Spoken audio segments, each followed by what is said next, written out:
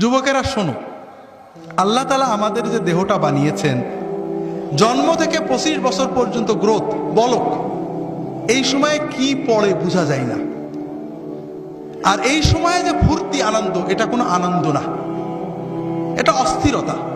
জীবন শুরু হবে 25-এর পরে।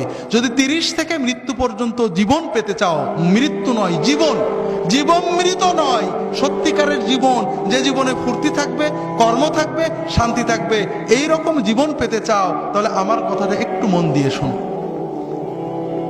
আল্লাহ তাআলা যে নিয়মে বানিয়েছেন, প্রকৃতির সাথে যুদ্ধ করে আমরা জিততে পারবো না, আল্লাহর প্রকৃতিকে মেনে নিতে হবে। আল্লাহ তাআলা আমাদের সৃষ্টি করেছেন, প্রতিদিন 6-7 ঘন্টা তুমি ঘুমাবে, গভীর ঘুম, 1-2 ঘন্টা খেলবে, কঠিন পরিশ্রম, তোমার শরীর ঘেমে রক্ত টকবক করে বেরেনে যাবে। ফুটবল, হাডুডু, ব্যাডমিন্টন, ভলিবল, দৌড়, সাঁতার, এগুলো খেলতে হবে। এরপর 1-2 ঘন্টা আল্লাহর ইবাদত করতে হবে, আল্লাহর সালাত, সিয়াম, জিকির, যতটুকু পারা যায়। তাতে তোমার আত্মা সুস্থ হবে, তোমার মন পরিশুদ্ধ হবে, তোমার আত্মা, মন, দেহ সবকিছু প্রোডাক্টিভ হয়ে যাবে।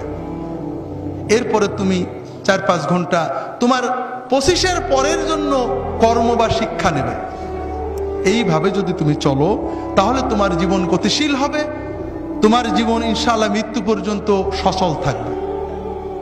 কিন্তু তুমি এখন খেলাধুলো বন্ধ হয়ে গেছে, সারাদিন মোবাইল, ইলেকট্রনিক মিডিয়া, আর খাওয়া তো কি খাচ্ছে আমরা দেখছি।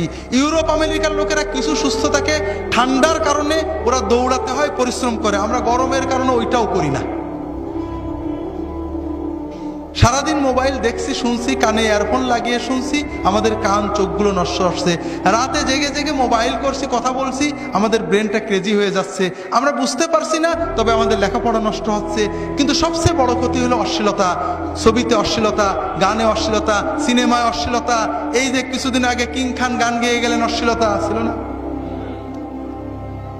কিছু মানুষ কোটি কোটি টাকা কামাই করেছেন, করছেন এই সব অনুষ্ঠান, কিন্তু আমাদের যুবকদের কি হচ্ছে, অস্বীকার করার উপায় নেই। তাদের ভিতরে অস্থিরতা জন্ম নেয়, তাদের মনে হয় আমি আরো দেখি, টিভিতে বন্ধ হয়ে গেল, দেখি পাশের বাড়ির মেয়ের সাথে দেখা যায় কিনা, এইটা করা ওর অস্থিরতা। ওর পড়তে মন চায় না, ওর মোবাইল করতে মন চায়, ওর মনে হয় গল্প করি, এরপরে ও পাপের পথে চলে যায়, এরপরে হিরোইন ধরে, এরপরে ইয়াবা ধরে, এরপরে লেখাপড়া নষ্ট হয়ে যায়, ওর 25 হতে হতে ওর জীবনটা ক্ষতিগ্রস্ত হয়ে যায়, এর পরের জীবন মৃত হয়ে যায়, বাঁচতেও পারে না, মরতেও পারে না, ও হিরোইন গ্রহণ করে, মাদক গ্রহণ করে, এইভাবে সমাজটা আস্তে আস্তে ধ্বংস হয়ে যাচ্ছে, ঠিক না ভাই?